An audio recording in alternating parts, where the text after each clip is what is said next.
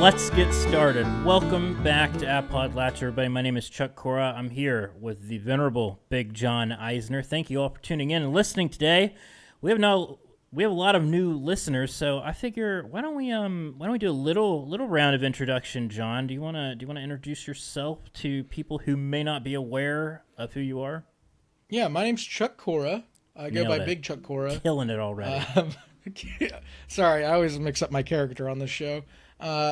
My name is Big John Eisner, but you can just call me Big John for short.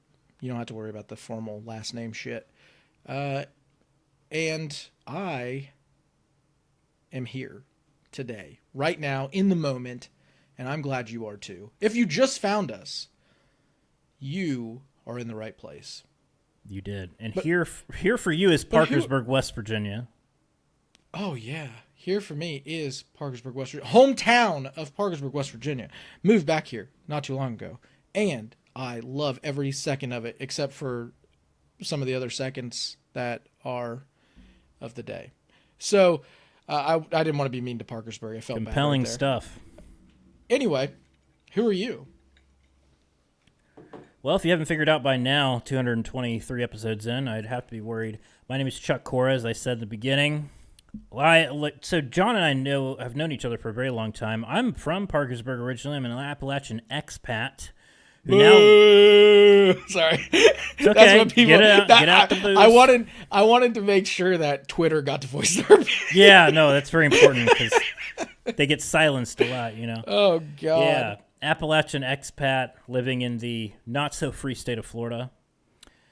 And so we're here. We started this podcast 2019. I don't give you the whole spiel, but we just appreciate you all being here. We are not always going to talk about J.D. Vance, but we are going to keep an eye on that son of a bitch here between now and the election. And we've got a little bit to talk about with him up here in a minute. We did a whole episode reacting to the Biden thing, and while this is not exclusive to Appalachia, there's a lot at stake for Appalachia. I did want to do an update on the Veepstakes, the vice presidential stakes, before we get into J.D. Vance and the rest of the episode. I went into that episode. We recorded it pretty much fresh, real time, right off the cuff, and I knew nothing about Josh Shapiro. I knew not much about Mark Kelly or really any of the people I mentioned. I'm going to come back and say that I am for Tim Walz, the governor of Minnesota. I think that is who Kamala Harris should pick as her vice president. I think he's the real deal. I think he's a good speaker, off the cuff, has a pretty progressive record, although also has the reputation of being a moderate in the House. And the DFL in Minnesota has done a lot over the past couple times, or over the past couple sessions with only a one-seat majority, so I've been very impressed. And Josh Shapiro, not a big fan of him. He's for vouchers. He's a hardliner on Israel. I don't think that's a good look. And Mark Kelly, not the best on labor. I think there's a little bit of nuance there, but he was a little bit shifty on the PRO Act, and that was not cool in my book. So I think I have switched my recommendation, not that anybody is listening, to Tim Walz, governor of Minnesota. I am a big fan of his, especially because of the video. Did you see the video with, I'm assuming it's his daughter at the fair? Yeah, at the Minnesota State Fair, yeah. He's like, you know, what do you want to eat? She says, well, I'm vegetarian. He says, turkey then. Hey, Minnesota, Governor Walz here, out at the State Fair with my daughter. Hope. Every year we as a family do something old and something new. I get to pick something, a classic, the old mill ride, to do that. And then Hope gets to pick something new. I think we're going to go do the slingshot. Which I don't know what it is, and they're keeping it from me. But then we're going to go get some food, corn dog. I'm vegetarian. Turkey then. And Turkey's then, meat. Not in Minnesota, turkey special. And we will go do some of those things and report back. And it's like, he doesn't laugh or anything. And she's like, that's still meat. That's like a bit that you would do with your wife. That's exactly what I would do with my wife. I would do the same exact thing. She'd be like, I don't want steak. And I'd be like, chicken, got it. It just makes makes total sense. Seems like a great guy. And Minnesota ranked top 5 states you should move to. Because the reason I know that is I'm also barred there. So I looked it up in case I had to move there. Minnesota, great spot. Great governor, as far as I could tell. They've done some huge stuff. legalized marijuana, I believe, while he was in office. Legalized weed, yep. Universal free breakfast for kids, regardless of your income level. Incredible. Yeah, lots of stuff, man. Lots of stuff. I do think, though, that Mark Kelly could still be on the list. I think he definitely is, and he got a lot of critiques. Back. He moved saying, "Hey, if the PRO Act comes up today, I'll vote for it." Yeah, and his whole sticking point was on something nuanced about independent contractors. I don't know the whole ordeal. He was clearly doing some political jockeying. That's why the whole context for people listening is he was one of the lone Democrats that refused to co-sponsor the PRO Act, which was basically every major union's landmark piece of legislation they were pushing for in Congress over the past year. And so he was a standout on that because of a couple of issues. So, and he didn't vote for the wage and hours nominee or something like that. There's a couple of things like that gives unions pause. Well, I mean, I didn't know about that. So, that worries me. Yeah. Yeah. I mean, you can't be anti-union or even come off anti-union. If you're going to win as a Democrat, you have to have every union backing you, every single 100%. one. And I think I think that if she did pick him, they probably would just. Except fucking maybe the Teamsters, because Sean O'Brien's speaking of the RNC, but who the hell knows what's going on over there. But yeah, I think that he's not the best choice in my mind now, but not the worst. I think Shapiro is probably the worst. Yeah, I was not a fan of that pick. I understood why people pushed it.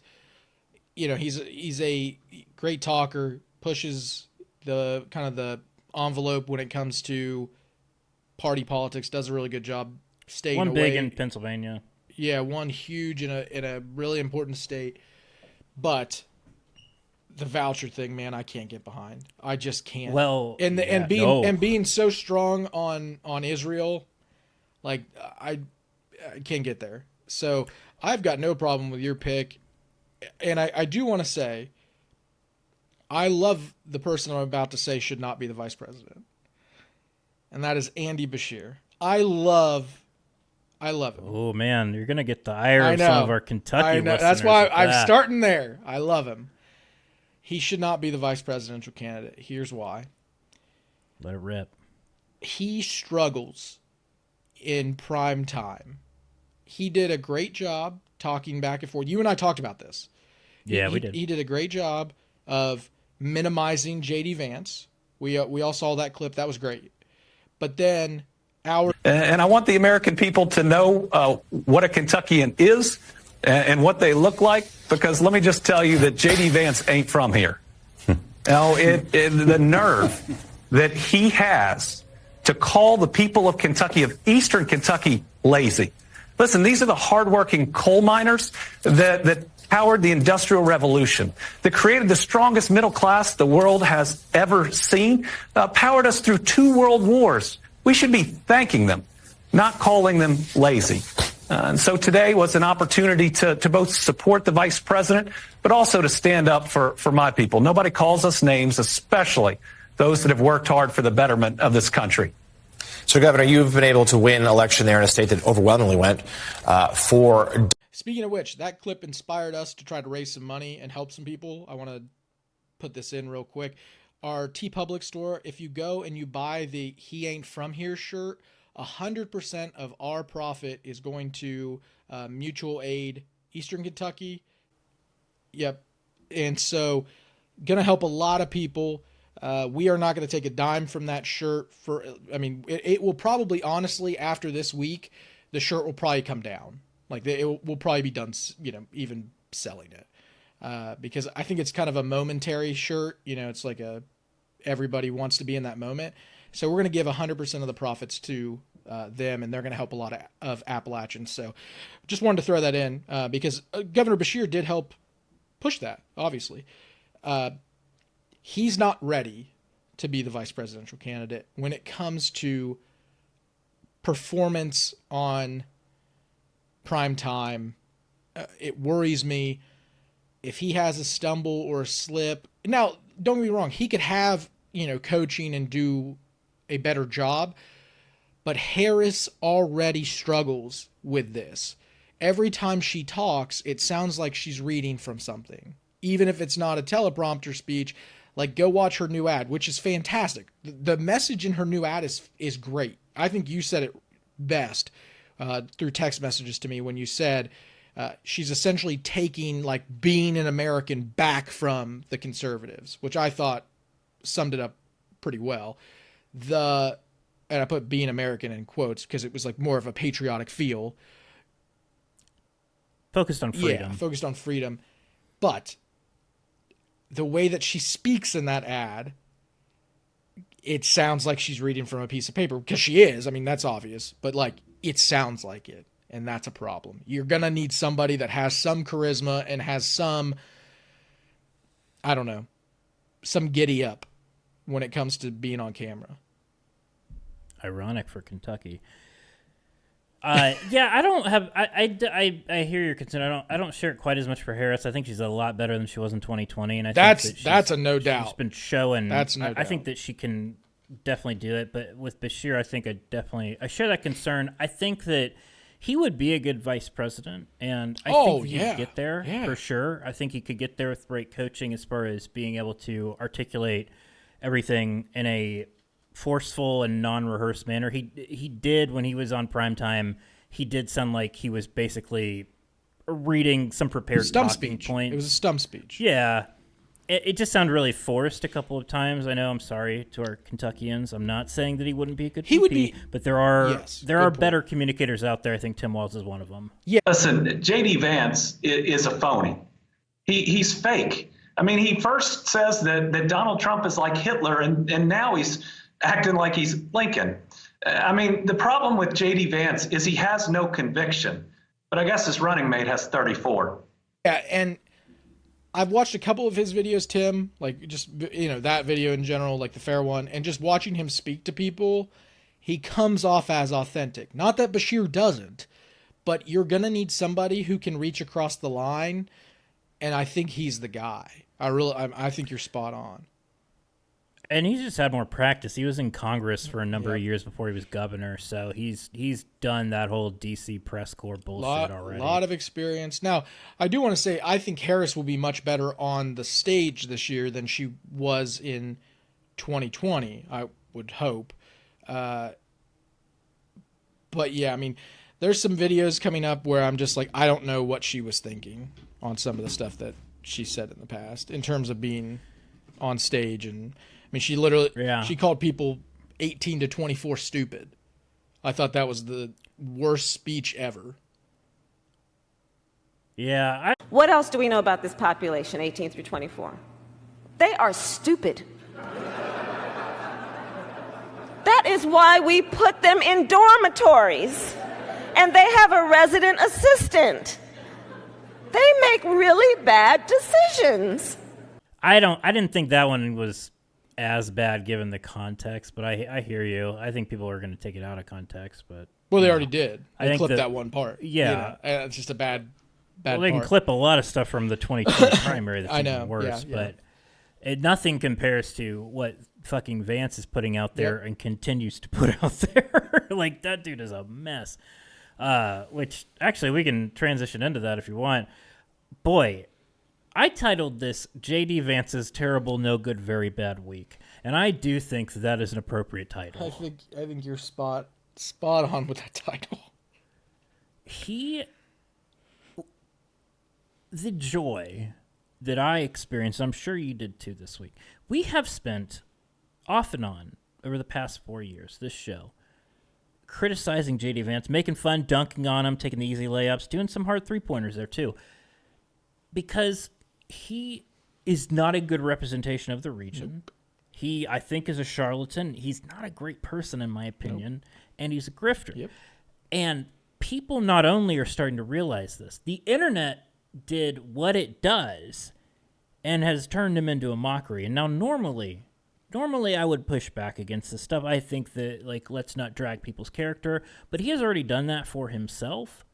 Therefore, I take no issue with this. And by God, what a week. Let me start out first, John, before we get into Couchgate, Sofagate, whatever you want to call it, Sectional Gate.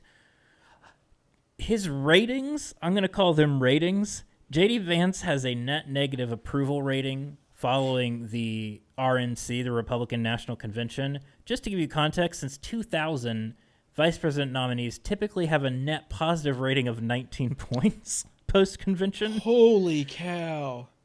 He is the least liked vice presidential candidate in 44 years. Who was the VP candidate that was before that? I'm not sure. It was 1980, I think, is when it was. So that would have been when Reagan was elected, and Jimmy Carter, maybe Jimmy Carter's running mate, Mondale. Oh, that I don't know. I don't know if that's right. I don't fucking know if that's. I don't right. think you. I mean, it makes sense. Don't quote me on it, Twitter, if you're listening. Anyway, so I think that's pretty wild. Yeah. So he's already not liked. I don't want to say that we played a role in that, but I'm not going to not say that we did. He then went on to do this riff, which can only be equated to Jeb Bushing it, if I may. Please clap, Jeb Bush moment for those of you who may remember from the 2016 campaign. So he got up. This was his first speech since the RNC, right? He's back in his hometown, allegedly, of Middletown, Ohio. I think at the Middletown High School or something, gymnasium. He's up there giving this speech.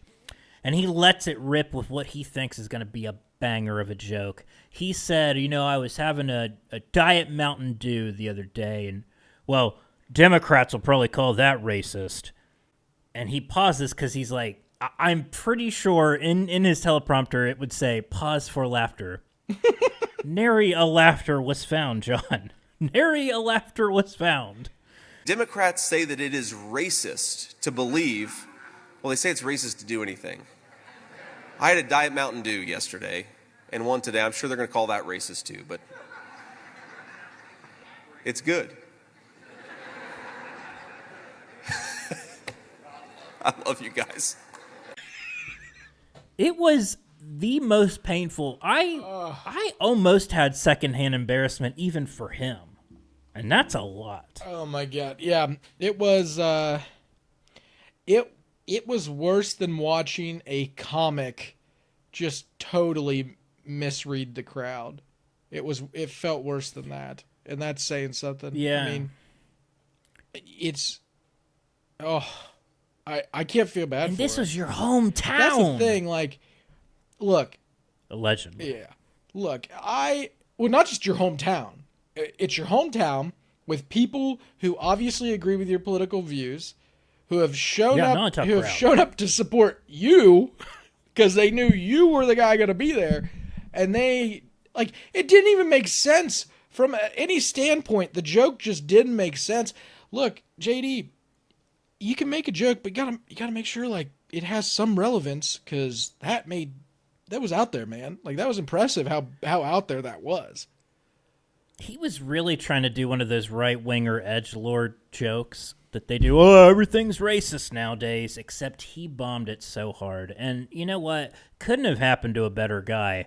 Much like what took the week by storm. And when I tell you that this was one of the funniest weeks on the internet since its inception when Al Gore created it, I'm being serious. So there was a rumor, John, that there was a segment that was deleted from Hillbilly Elegy about J.D. Vance, and, for the little ears, you may want to cover this one. We'll just say copulating with a couch using a latex glove. And I'll let you all fill in the blanks there. Well, I'll just say this was made up by this guy, the Twitter handle Rick Rude's Calves. Dude, Rick Rude had some banger calves. Who's Rick Rude? You shut your camera off, turn your mic off, go away. Rick Rude is the only person. Let me educate you real quick. I bet he's a wrestler. Let me educate you. He's the only person to show up on both WWE Raw, WWF, and WCW on the same night, because WWF was pre-recorded and no one knew he was going to show up on WCW, so they ran the WWF one where he shows up and then he walks through As soon as that hits, they knew the timing. Boom, his music hits in WCW live. He shows up. Well, that's impressive. I would say that he also ran a couch through J.D. Vance's political career, too. Well, sadly, he's dead. No, well, okay, his calves did. You know what? His memory lives on in a very important... Dude, those calves will never die. His memory lives on in an important and potentially consequential way for this country. Yes. Because this tweet said, quote, "Can't say for sure, but he might be the first VP pick to have admitted in a New York Times bestseller to fucking an inside-out latex glove shoved between two couch cushions." And then they cited a made-up page. People took this, first of all, literally, and thought it was real. But even afterwards, the jokes, my God, they were incredible. And join our Patreon. We're going to go through some of the best ones. But they were just unbelievably hilarious, not just because it was J.D. Vance, but the creativity alone. And what happened is it resulted in so many news outlets, including the Associated Press, publishing stories like, no, J.D. Vance did not have sex with a couch. Let me tell you something, folks. If those are the headlines that are dominating the week for you, you are not winning. I will tell you that. This makes me so elated. Like, it's just so good. And okay, hear me out. Also, if you have kids, and don't listen to this in the car with them. I hope at this point you probably figured it out. The best part about this lie, okay,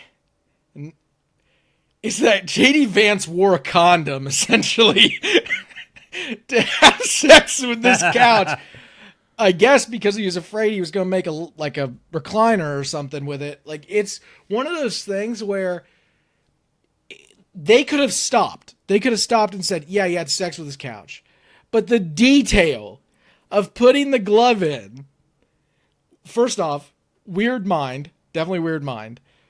Second, beautiful touch to that lie.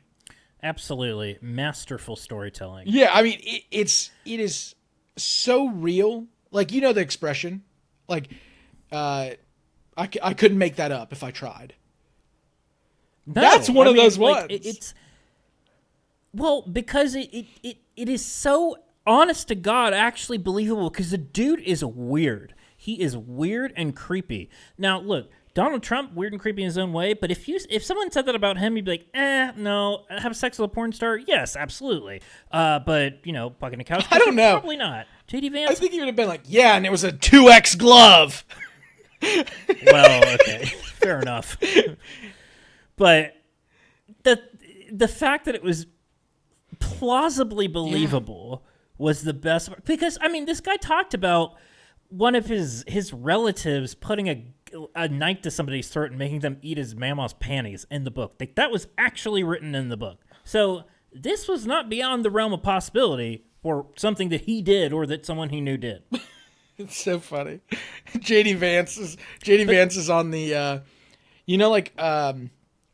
where it has pictures of shoplifters, like in the back behind, like at gas stations and stuff. Like, watch for this person. Yeah, the band list. He's the band list at Ashley Furniture. He's the only picture. People are like, "Is that your manager?" And they're like, "No. You see this man? You let us know. We're done putting couches on sale because of this man." You know what you need to do now? We need to print off those flyers and hang them in an Ashley Furniture. Have you seen this man? Do not let him in here. Do not let him in the couch section. Oh my gosh. Call the police immediately. Well, that's not even the most depraved sexual story that came out about J.D. Vance this week. Which, again, I just want to say for the record, we do not kink shame on this show. There's no problem if J.D. Vance actually did this. That's not the issue.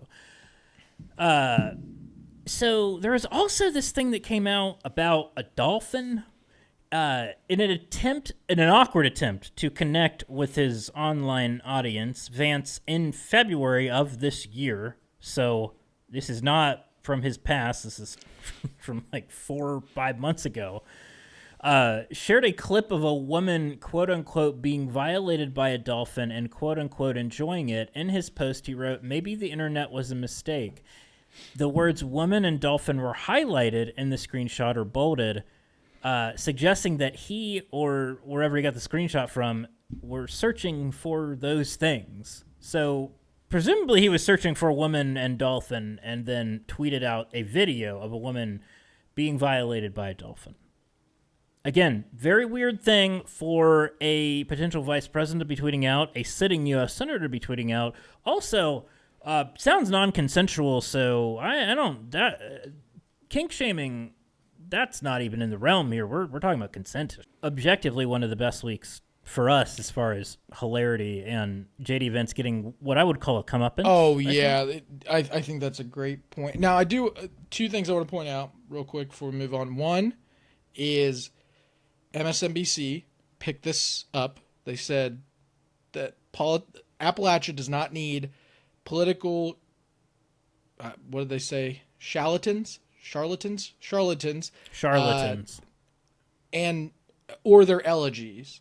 So pretty cool that MSNBC is picking this up and now running with the fact that JD Vance sucks, and it literally talks about how he overgeneralizes, how he calls people welfare queens in the book. I mean, it goes in depth to all the things that we and other people have been saying. The other thing I wanted to point out too that I think is great is that I always will randomly Google Appodlachia just to see what's going on, you know? And now, it used to be like Appodlachia. What is Appodlachia? Who are the hosts of Appodlachia? The third result now on Google is Appodlachia, Hillbilly Elegy Bad. Yes. Which makes me nailed happy. It. That's our mark. That's our mark, America. You're welcome. Which means people are Googling it to try to tell their families or like people they know to be like, no, this is why it's bad. Listen to these guys, which makes me very, very happy. Thank God. Great run. Yeah, man. JD, if it was anyone else, I would feel terrible. If it was anyone else. Yeah. But I don't feel a lick of regret on that one.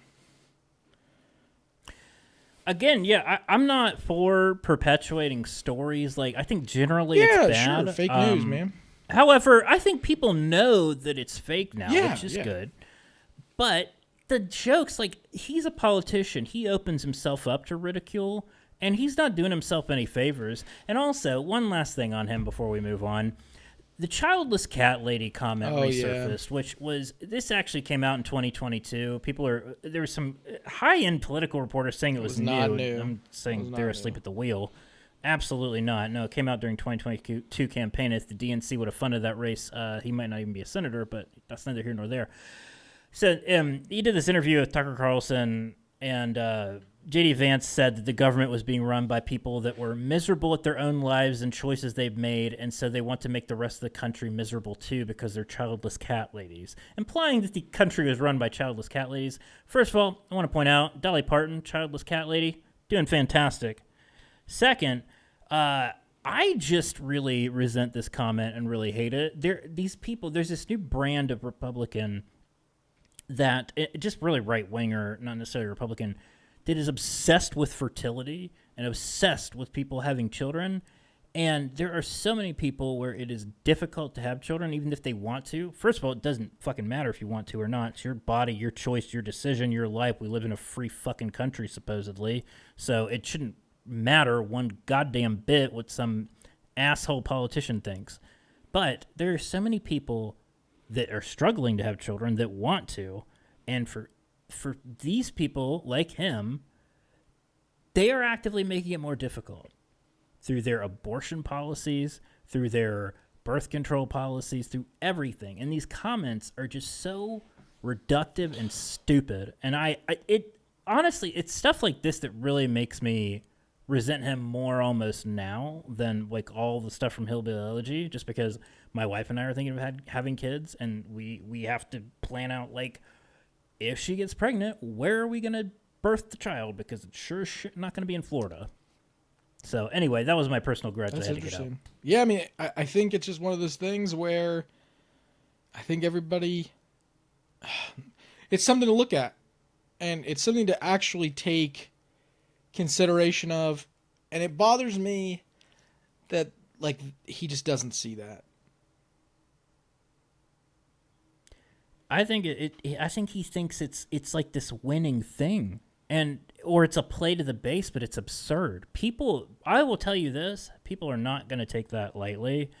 And John, I just want to point out another childless cat lady that has some weight of importance in pop culture and may have an army of people behind her. You'll know the name. You've been to her concert, Taylor Goddamn Swift. Taylor Swift. Famous, arguably the most famous. I would say cat probably lady. is, yeah. And I think she's doing pretty well. Yeah, I would say she's doing all right. She's an economy unto herself. Yeah, I mean, you know. Yeah, JD Vance would be lucky to be a childless cat lady. He'd be lucky. He really would. He would be the worst he childless sucks cat lady. But, a lot. You know. He does. So if this, I know, people are listening to this, they're like, I'm still stressed. There's still a really good chance that J.D. Vance could be a vice president, and that's true. We don't want to paper over that. I mean, we don't want to paper over that. At this point, it's legitimately a 50-50 chance. At this point. Absolutely. And I was stressed just thinking about it before doing this show. That's why I popped in a CBD gummy from our friends at Cornbread Hemp. It got sent to the wrong house, and my wife went to go see my mother-in-law today, whose house it was sent to, and she brought it back, and I was like, yes, it's here finally. The 4 milligram THC watermelon gummies are here, and I'm real excited about them. I took one a little bit ago. It's going to kick in about an hour, which is great. So I'm really looking forward to it. These gummies are awesome. They help me sleep, and they just help me relax after a stressful day. And life is stressful right now, and I thought you looked less tense. I really did. I thought you looked less tense. Look at you right there. You just look so relaxed. And it really is. Just glowing, baby. Look, I know everyone has stressors, but you can be like Chuck. You can just relax for a second. Take a little CBD. Go to sleep. Do the things you got to do. Help with your hip pain. Chuck and I were talking about hip pain before we got on this show. It's real. It's real, people. God, we're old. Hip pain is real. Go to cornbreadhemp.com. Fill up your cart, all the goodies. I want you to go right there. Go to the checkout. Put your mouse over checkout, but don't check out yet. Go to the promo code section. Type in Don't do it. Banjo, Don't you dare. BANJO. Make sure you type that in because there's a discount. But you have to do us a favor. Do it now. Do it quietly. And please don't let them know. We don't even know if we're supposed to be doing this ad anymore. We don't. We don't. I have not told him about it. I'm pretty sure he doesn't know that we still I don't know if do he knows these I'm ads. on the show. We don't know. I actually don't. Okay, I don't. I can confirm he does know that. I think. Right. I wasn't sure. If anything. Boom, right there it is. It's also USDA certified, full spectrum, flower only, none of the bad stuff, all the good stuff. And for those of you who may just be tuning in, Kentucky grown. This is a Kentucky-based company. Jim Higdon, our buddy, started it with his, I think, cousin. And they wrote a good book. They did. Wrote a good book, Cornbread Mafia. You can check that out too. I think you can buy it on their website. And this is a company they've grown themselves organically, ironically. And it's been a massive success. And, you know, I think that we want to support a Kentucky-grown business. We love them, and I think that you'll love them too. Nice. End of ad. So, why don't we get into a non-JD Vance thing for a change here? I love it. Kim Davis. Does that name ring a bell for you? Oh, it does. Why is she back? Why is she back? That's a great question.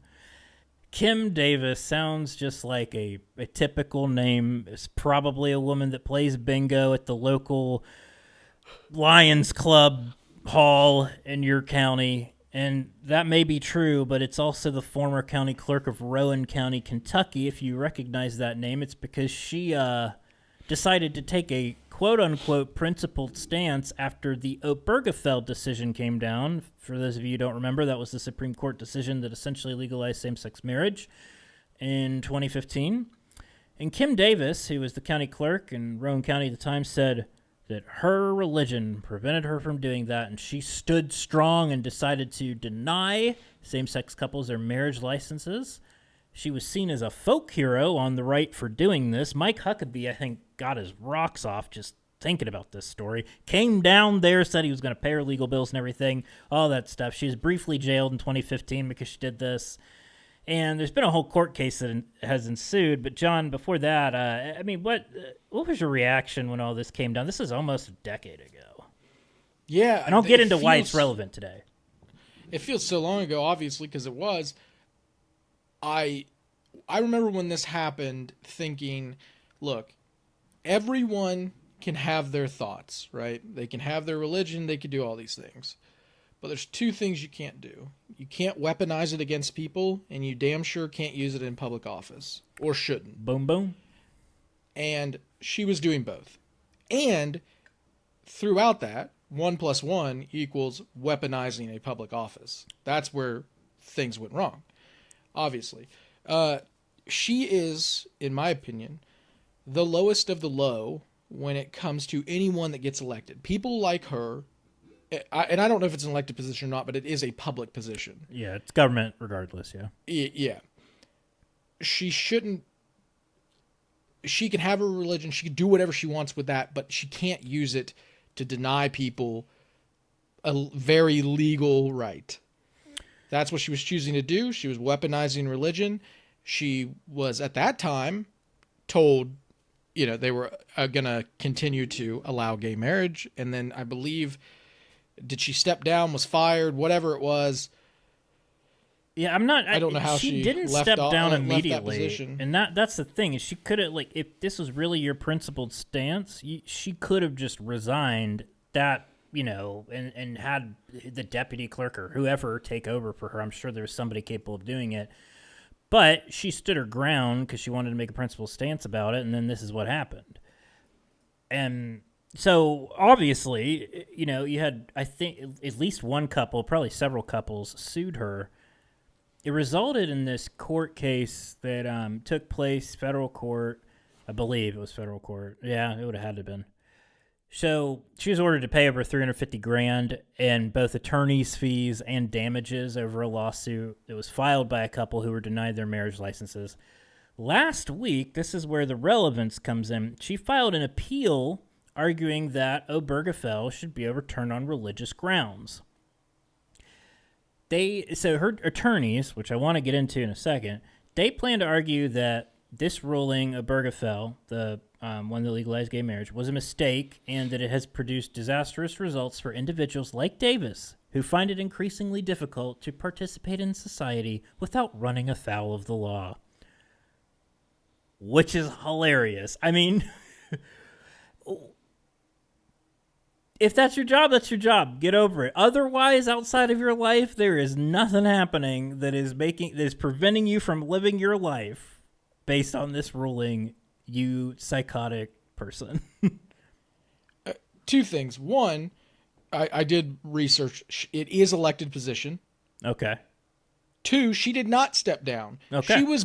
She got her ass kicked in the next election. She ran as the Republican nominee and got her ass kicked. Good job, Kentucky. Way to go. She wants to pretend like she had to vacate this office, on her own, that she just couldn't do it anymore. No. The people did not want her to do that anymore. They were tired of her. I'm sure she calls herself a political prisoner or something. And the fact is, she wants it to be okay for her to openly hate people in whatever position she deems fit.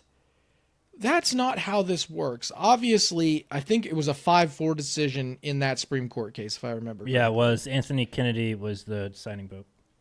Here's the problem. Court's a lot different now. It is very different with who's on it. Mm-hmm. They're hoping that the Dobbs decision that overturned Roe v. Wade will help be instructive for them on this. But before that, I wanted to really quickly talk about who's representing them because this is a big part of this.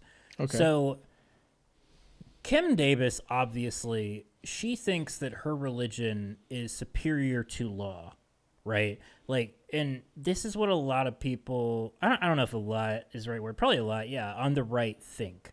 This Christian nationalism thing. If you've heard of Project 2025, that is rooted in Christian nationalism. This belief that the America is a Christian nation and that it is grounded in those religious principles and those morals. And she believes that. And that's what makes this so terrifying. The people that are representing her, they make a living off doing this. So her council, she's represented by this group called the Liberty Council. I was looking this up earlier. It's a nonprofit Christian ministry. They call themselves a ministry that engages in strategic litigation to promote evangelical Christian values. The Southern Poverty Law Center considers them an LGBTQ hate group. Shocker. And, John, I just want to take you through some of their notable righteous causes that they've done. They represented Jackson County, Indiana, in a lawsuit to display the nativity scene in front of a county building, of course. They sued, this is pretty wild, actually, this one. They sued after being denied use of a public library room for prayer meetings and singing hymns. If people came into a library singing hymns, I would lose my goddamn mind. If they sang anything, I'd lose my mind. Yes, absolutely. Doesn't matter if it's that or Billy Joel. I don't care. Yeah, it could be like Celine Dion. I don't give a shit. Yeah, Chapel Roan even, I'm in a library, you fucking morons. Yeah, this is wild. Okay, and I think they won that too, which is even worse. They also represented Dixie County, Florida, applicable and appropriate, because they wanted to display a Ten Commandments monument on public property. They represented, this is a wild one, absentee voters in Seminole County, Florida during the 2000 recount. Gee, John, does that sound very evangelical Christian value-y? Jeez, this is insane. I didn't know about all of these. Oh, it gets worse. It gets worse. Right now, they're currently arguing that Kamala Harris is trying to hide demonic activity from the American people. I won't get into that right now, but they're probably their worst thing I found, and this is going to boil your blood because it will boil mine. They submitted a motherfucking amicus brief arguing for the Supreme Court to uphold a Texas statute criminalizing homosexual sodomy. You all will remember this as Lawrence v. Texas. They were on the side of criminalizing sodomy. Jesus Christ. What is it that the very conservative right, what is with their obsession with queer people? I think it's what is with their obsession with butt sex, too. Like, I mean, I just mean in general, they're always attacking them for people who they're like, ooh, icky, get away. Then they're like, but I want to control everything about you. Well, first, so I think it's two things. And look, I'm not gay, so if I'm wrong, please correct me. Number one is a lot of them just associate being gay with gay sex and they think it's gross. But number two, and probably the bigger thing, is it's all religious. It's all anchored in this evangelical interpretation of the Bible that being gay is bad and it's sinful, and that it's their duty to stamp out sin, and it's the duty of the country to not condone it. And they believe in this Christian nationalism where they can't stand for a country that allows for this to happen. Then leave. I mean, they say it about my opinion. If you don't like it, they say get it about the fuck everything out. else. Like, oh, you don't like that? You know, you don't like this. Absolutely. Get out. Okay, then you. Like, yeah, you kneel for the flag, I'll pack your bags. No one has forced this upon them. Like, they're forcing their beliefs on other people when other people are just like, dude, leave me the hell alone. Like, yeah. Nobody forced Kim Davis to run for county clerk. Right. And no one's forcing being gay on these people. Like, what is going on? Why are we are continually putting ourselves, or we're allowing history to repeat itself. And this is part of the problem with how we have a couple, This is a great indicator and another great reminder that the Electoral College blows, and it is Yeah, it does. worthless because the is popular undemocratic. vote should be 100%. how this country is led. It's insane. The fact that the Senate is insane Yeah. too. The fact that the Dakotas have the same amount of senators as California is I will wild say to me. I'm okay with that because I believe it's a check on the House. That's always been my opinion. That's always been just my opinion. I just think that it allows for like such a small population of people to wield so much power, and it's because of the rules of the Senate that make it so bad. If the Senate didn't have the filibuster rule, I would be much less concerned. Also, if DC and Puerto Rico actually had representation in the Senate, that would also make me less concerned. I think honestly, I won't get into a rant about this now, but the biggest, especially DC, I always say, like, look, you can make an argument on Puerto Rico, which way, right? I think there's arguments each way. DC is, I think, tough to make an argument against. it's absurd. Yeah. And Puerto Rico's tough too, but I'm just saying, I mean, like, Guam, American Samoa, that stuff. Yeah. But the biggest impediment to everything, in my opinion, right now, is the Senate filibuster rule. And thanks, Joe Manchin. Anyway, we'll get into that right now. I just wanted to get into the prognosis of this and get your thoughts on it because the reason we're bringing this up is it's relevant right now because it's happening. Do we think that this is going to be the case that overturns Obergefell? No. Legal experts don't think that it will, but things start to get dicey. And this is what we were worried about when the Dobbs decision came down. That's the one that struck down Roe, because I think it was in the concurrence by Clarence Thomas, where he made reference to a lot of things that needed to be revisited. I don't remember the exact verbiage he used, but he referenced things like gay marriage, like the Obergefell decision. And basically what Dobbs said, I am way the fuck oversimplifying it, but basically what it said is, like, Roe was erroneously decided. And it's erroneously decided, so we can't let that stand. I know, like, for Supreme Court nerds, they're going to freak out because it's not the best explanation, but to boil it down in layman's terms, that's basically what it was. And so they could use that precedent, that court rationale from Dobbs that's now fresh off the presses, and use it towards Obergefell. And when you have the court makeup that you do on the Supreme Court, it's not out of the realm of possibility to see that happening. And, like, that's just the reality as I see it. If you get through the circuit courts and you get it up to the Supreme Court level, which if you forum shop that shit around, you could do, and they decide to take it up, that's the biggest thing, is if they decide to take a case like this. I think it could easily get to the Supreme Court. It's a matter of whether or not they decide to take it. I don't know. I don't watch the court, so take what I say for a grain of salt, but basically they interviewed a lot of legal experts about this. They said that nothing is safe from the attack of a conservative majority on this court. Her attorneys plan to use the Dobbs decisions as justification, saying that, like Roe, it was wrong when it was decided, and therefore it's wrong today. Yeah, because the whole lawsuit, the way that she's getting this, because she technically at this point would not probably likely be an interested party enough to bring a suit in federal court. However, the way that she's getting around this is attorney's fees. That's how she's doing this, which we've seen this happen before in the past in cases. So what happened is she owes about $260,000 in attorney's fees from before. She's arguing that she shouldn't have to pay these attorney's fees because the case should have never gotten to where it was, because the case should not have been it should never have been made law. Here's what I think. This is my prediction. This is not legal advice. This is just me as a normal human looking at the court and thinking what's going to happen. I don't think the Supreme Court will hear this case.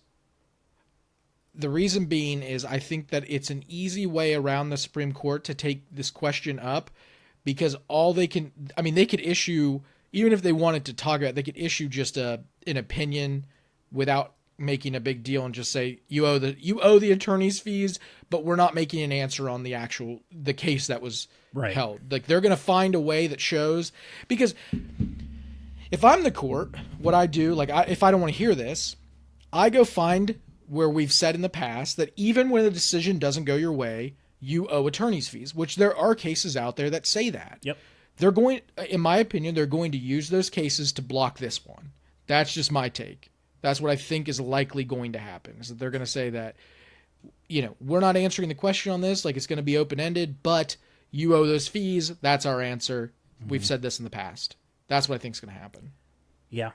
I think that is probably, like, I mean, look, I don't follow the court enough to really know, but I think that's probably likely. And like they said, there's a lot of legal experts that have been interviewed. They say this is probably not likely to overturn something like this, but her attorneys are very experienced. They're very good at what they do. And this is their life's work, this kind of thing. They know the court. They know the court. They know that they're playing on a home court, so to speak. And this is the first attempt to chip away at this. The first big attempt, I'd say. The first one that's getting publicized, at least, that I know of. And they're not going to stop until they get a result that works for them. So while this may not go forward and ultimately overturn Obergefell, there are going to be more and more attempts to manipulate the legal system to do so, and that's concerning. And that obviously it all comes down, I hate this, but this is the reality, it all comes down to a presidential election, because those are the people that appoint the justices. If you look, Donald Trump bumblefucked his way into 3 Supreme Court justices. I mean, he had a lot of help. Oh, yeah. I'm not saying he did anything other than I just mean buttons. circumstantial help. People... RBG should have retired when Obama was still in office. I say that... My wife hates when I say that because she loves RBG. And who doesn't? She's objectively great record, but except for that. That will tarnish her legacy, in my opinion. 100%. 100%. Because she should have been unselfish about it. Had she done that, it would have cemented her in that legacy that she's always been this unselfish person who's always put public service first, all these things. But towards the end, it was like, it's pretty selfish. She's obviously up there in age. Like, I'm sure that party leaders talked to her and said, like, hey, this might be the time. Obama was documented as having had a conversation with her. I believe that. And I think that will affect this court, obviously, for the next 40 years. Yeah, at least, yeah. It's a shame. And you're looking, just to beat the point home, you're looking at a court right now that's very young. A lot of it's very young. You have a handful that are older. Clarence Thomas is one of them. I think Samuel Alito is getting up there. Those are the 2 Republican-appointed ones that are oldest right now. But then Sotomayor and Kagan aren't getting much younger. And so the next president is probably going to appoint at least 1, depending on how long they're in office, probably 2. So, you're talking about a lot of things in American life that hinge on this court. It shouldn't, but it is, and that's the reality that we deal with. At least we got Jackson. Yeah. That was goodness. It was very nice to see a public defender get on the Supreme Court. Yeah. I thought it was very much needed. But yeah, Alito is 74, by the way. Just looking at this, see, this is how the court breaks down right now. Brown Jackson. Here we go. Clarence Thomas is oldest. He's 76. Okay. So Jackson's Biden. Barrett is Trump. These are the presidents who appointed them. Kavanaugh, Trump. Gorsuch, Trump. Kagan was Obama, right? Yep. Sotomayor was Obama. Yep. Alito was Bush. Yeah, W. Roberts was Bush. And Clarence Thomas was HW. HW. That, thinking back right now, every listener should go, holy shit, there are people still on the Supreme Court from George H. Clarence Thomas was 43 when he was appointed to the court. Yeah, and that's why they did it. They knew that this would happen. Like, in terms of, they knew, like, putting a young justice makes sense because you get the power. That's 4 years older than J.D. Vance. Wild.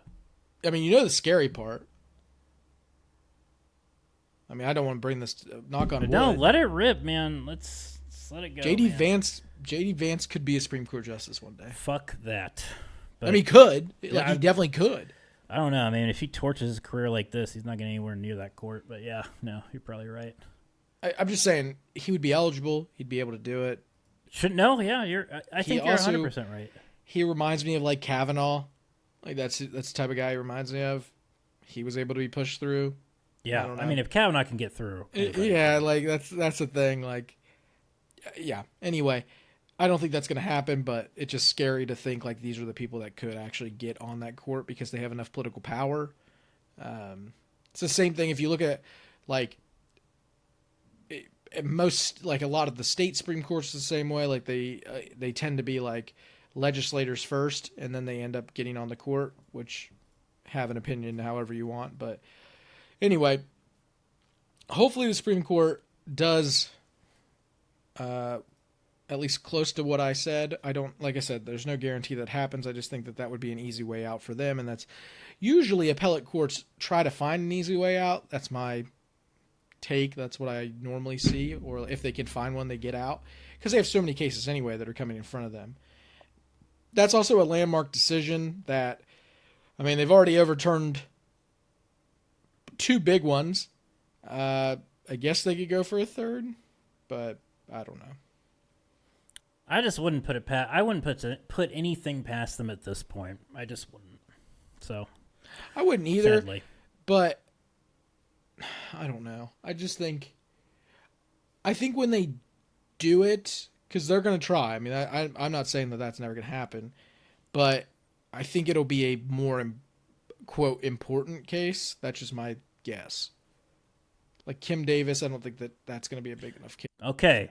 He's got a beef, so we're going to do the beef. It's time for beef with Big John.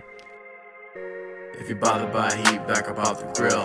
My boy Big John's finna fix you up a meal. Yeah, you broke the rules, that's a big deal. Got your mouth full, but it don't matter still. Y'all want some beef with Big John, but at the same time, don't you beef with Big John. Trying to be the man, but you sweet when it's time. Open up wide, it'll leave till it's gone. Eat your beef with Big John. Eat your beef with Big John. This is beef with Big John. All right, this is a good beef, happy beef. Okay, happy beef. We love happy beef. Real quick, because I'm not a person who spoils things. If you have not watched Deadpool and Wolverine, end this episode. We love you. Thank you for listening. End this episode. I'm going to give you 5 seconds to end it. 1, 2, 3, 4, 5. Okay, have you ended it? Can you hear my voice? If you can hear my voice, that's a problem. But here we go. Chuck, you've seen it, right? Yeah, I saw it yesterday. Okay. Jennifer Garner, man. Our girl. Seeing her on the screen made my day. I was so happy that she got to have the cinematic ending within the MCU. I thought that was so cool. And seeing her, like, how old is she? I don't know, but she's ageless and timeless. Like, that's what I'm saying. Like, she's just timeless, dude. Her, Sarah Jessica Parker's the same way, timeless. Like, I would just say that there were actually 2 Appalachians that had their cinematic ending. Oh, Channing Tatum from Coleman, Alabama. And went to Glenville State College. There we go. Glenville State. I think he played tight end, if I'm not mistaken. I can't remember. Anyway. He definitely played that in Magic Mike.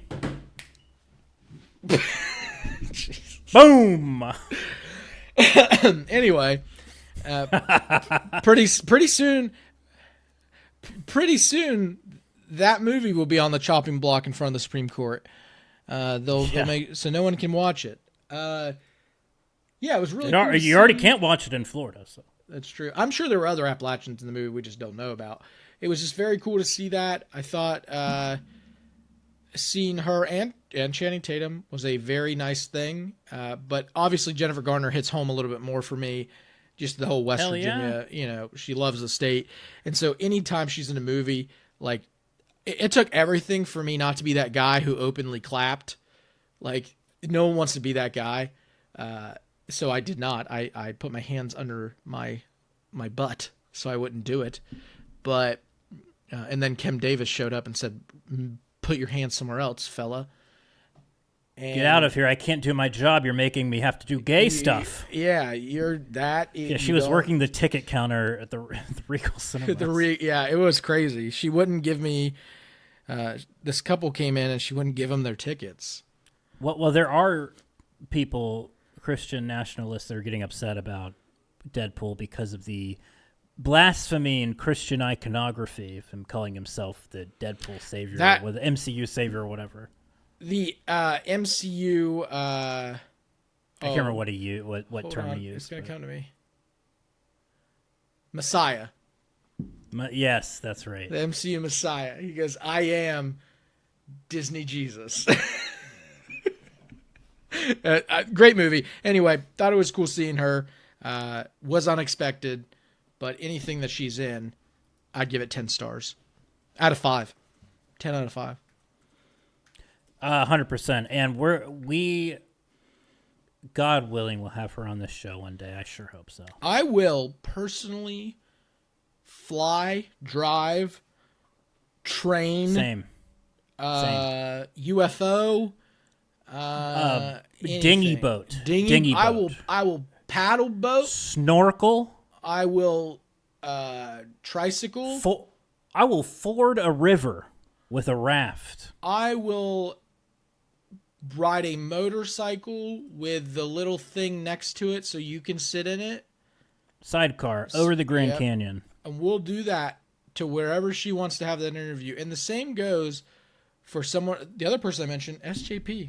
Those are 2 people. Yep. I would go anywhere. Standing invite. I will go anywhere on God's green earth to have them on this show. So if you're listening, just know wherever, whenever we will be there. So anyway, overall, beef with the people who are beefing with Deadpool because it's a great movie. Secondly, yes, also the beef with the people that are still listening, apparently. And the last thing is great soundtrack within that movie. Fantastic soundtrack. Just nailed it. Truth. So knocked it out of the park. That's it, man. Happy to see her. Well, and we're happy to see you guys here listening to this show. We can't actually see you, but we see you in our feel hearts, you. We feel you. We feel you. And in a not creepy way. In a non-couch way. Non-couch way. Go sit on your couch and enjoy it. And don't let JD Vance anywhere near it. That's all I got to say. Put a cover on if he's coming over. Put a cover on. That's right.